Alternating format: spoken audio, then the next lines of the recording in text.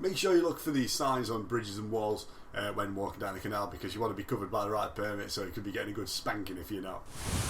Hey guys, welcome to another video. To get to a spot like this, you got to walk and you keep on walking some more. Right out in the middle of nowhere. So there's very little angling pressure, but it's absolutely beautiful out here. Found a little spot with lots of tree cover, quite dark and shaded, and I'm hoping we might be able to pull out a tench and there might be a load of perch swimming around. On the way up I saw the odd sort of little chub or something. What's that? Oh, sorry, I'm just distracted to see something over there. Hopefully this evening, because it's just gone 3 now, it's about 3:45, a nice tench will show up. A few weeks ago we saw an old guy fishing down there. Oh, it's dog swimming in, that's what it was. Dog. Yeah, someone walking a dog. Yeah, he said that you get the odd nice tench and there's some chub swimming around up here as well. So hopefully, I've got my rod, all sections together, thread the line through. Just got to set up now. I don't know how deep it is, never fished before in my life. And hopefully, looks on our side, I'm going to catch a fish. And it's very quiet out here and nice. You don't get Mr. Know-it-all come down and teach you how to fish. There's no kids screaming. So yes, let's hope for the best.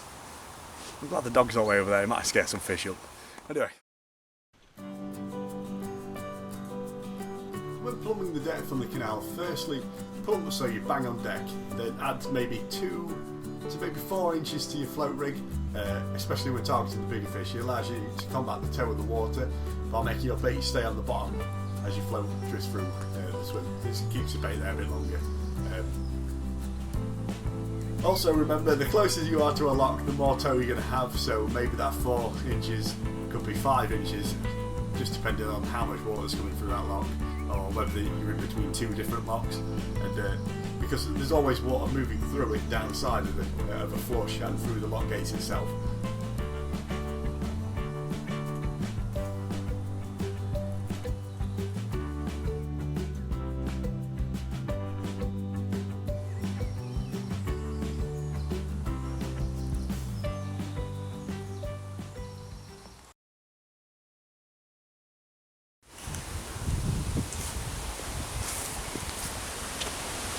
Okay then guys, I'm just going to run you through his rig.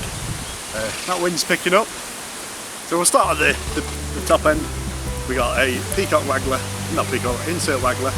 I've shown you this rig before in the previous tench video, but just for the record of this video, we have the main bulky shots up here. I've got 2, well, they're like BBs, and then 2 number 4s at the top there, because this is a 3 BB waggler.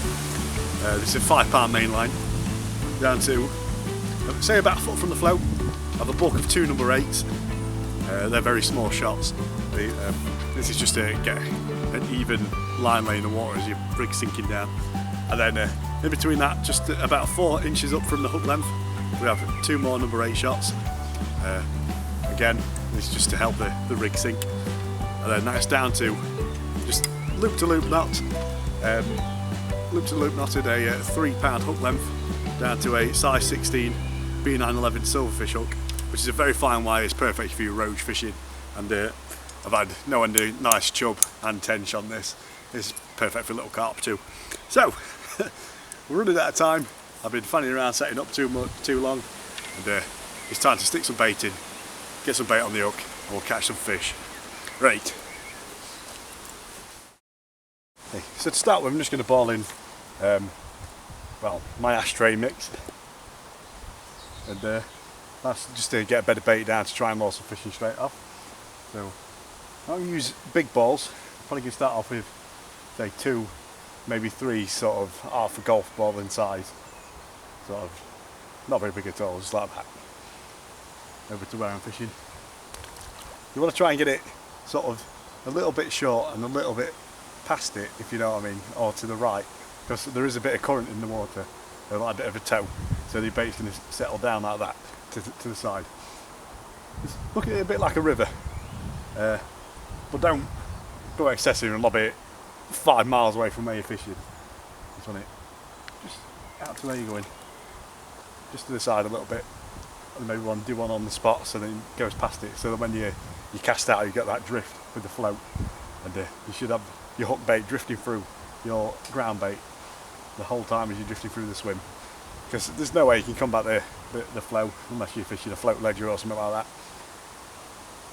But it's a good way of working it. There we go, 3 balls of ground bait in, so 2 sort of each side of my swim, and then 1 just past. Now I'm covered for any overcast or, like I said, any float drift. So to start with, I'm just going to fish a single red maggot, maybe a white maggot, and then eventually just move up to fishing a double. I've got a few that tend to casters in here, which is also a good bait. And I've got breadfruit bait, which I'm just going to make into just a pinch on a bread flake basically. I'll flick a few maggots out now. A few. And then, like everyone says, a little and often, throw 4 or 5 maggots in every couple of minutes, and yeah, and just see what happens basically. That's fishing, isn't it? Right.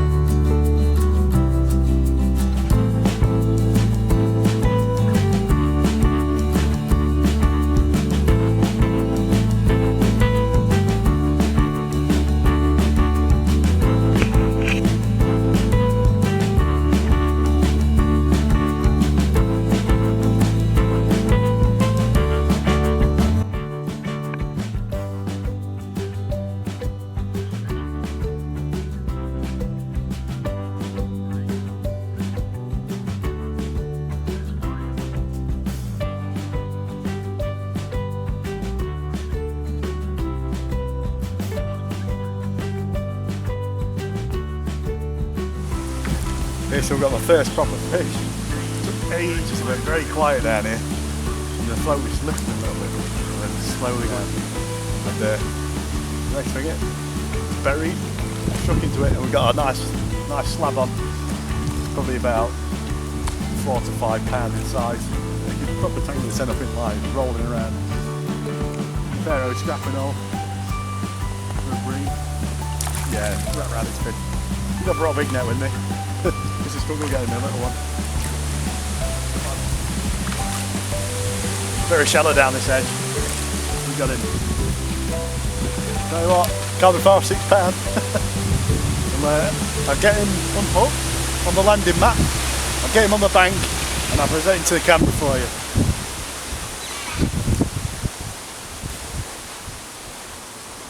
Bream.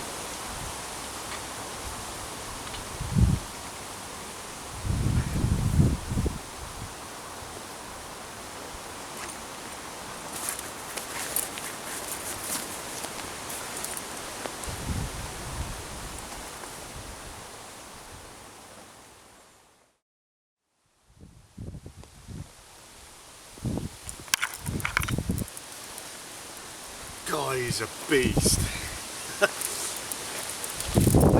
Chill out. Should have looked at him a bit sooner. Right, move this map.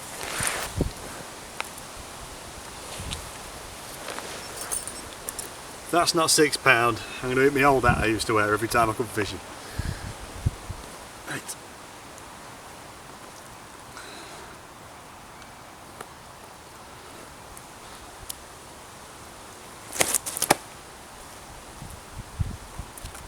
There we go, that's come out. I think. No. There we go. So, sit down for this one. It's a lovely, lovely bream. This is an absolute tank. Got this smeg off him. That's not far off £6.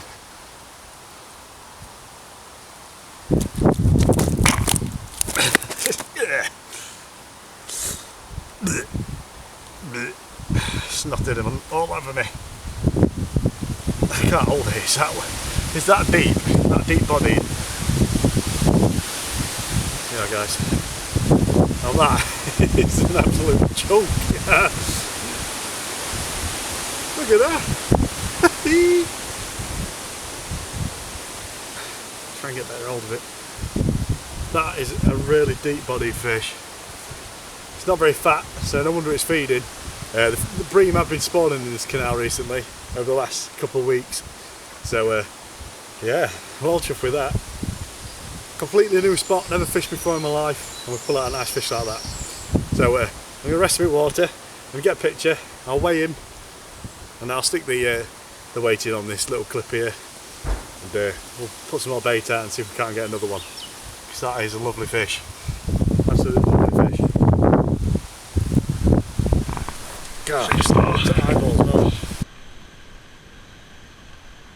6'4".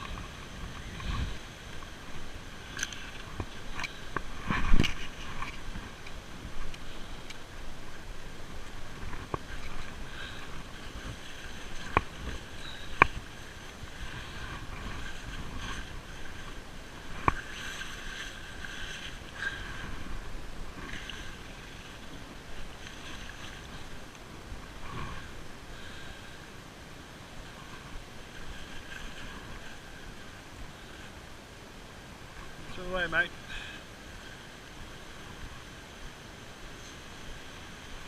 Proper fish.